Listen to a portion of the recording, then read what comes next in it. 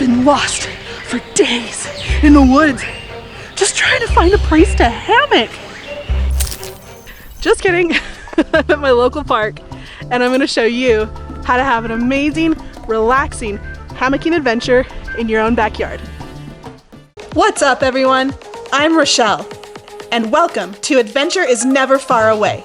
It's possible to have a life full of adventures. Subscribe and come along as I show you that adventure is never far away.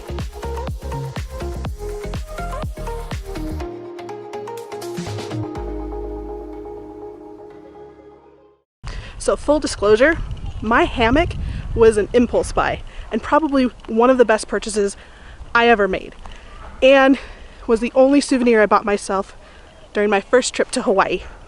But even after that initial purchase, it took me years before I felt comfortable enough to take the hammock out. See, I didn't have any friends that had hammocks, any close friends that had hammocks, and I didn't really know anybody that had ever gone hammocking before. But fast forward a few years, and I decided to give it a try.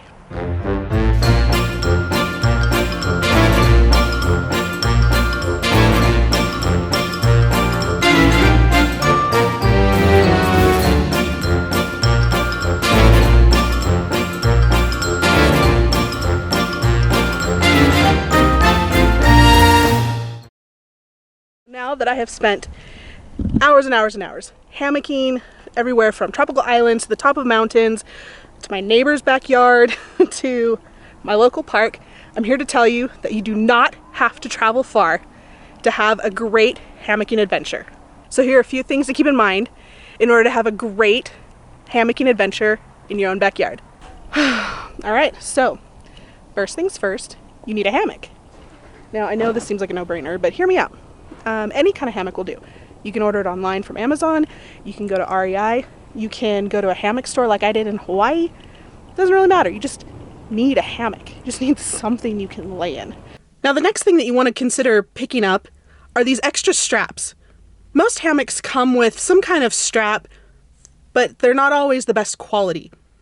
Plus, if you're going to be hammocking with friends, you want that extra support. Now, in all fairness, with just your hammock and some extra straps, you're all set to have a relaxing hammocking adventure. However, if you want to take it to the next level and fully enjoy your relaxing hammocking experience, there's a few things that I might recommend you take along. Okay, so here are a few things that I always make sure to bring with me whenever I go hammocking, no matter where I am. So the first one is my Kindle, because to me, hammocking is all about me time. And to be completely honest, you can't really do anything very productive when you're laying in a hammock. Next thing, a water bottle or some kind of fluid, because believe it or not, when you're just lounging in a hammock, you're laying in the sun for the most part, you're gonna get dried out, and it's always good to hydrate. A blanket. Now, this might seem kind of weird if you're going to be out in the sun, but it's definitely multifunctional. It can be used as a sun cover, it can be used as a blanket if you get cold or if it's too windy, and it can also be used as a pillow if you want to take a nap. Sunglasses. Because even if you're in the shade, the sun is constantly moving. If it's windy, the branches are moving and blocking the sun. It's just harder to relax if you've got the sun blinding you. The last thing you can bring is a step stool or some kind of chair or a small ladder, because if you're hammocking with friends and you want to stack yourselves on top of each other and you're vertically challenged like I am, you might need a step ladder.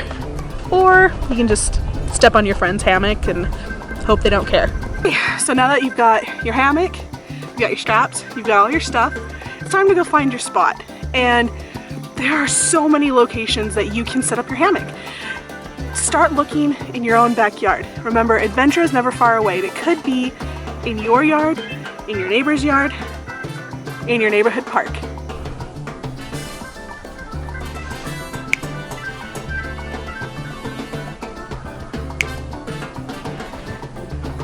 Let's be good at this.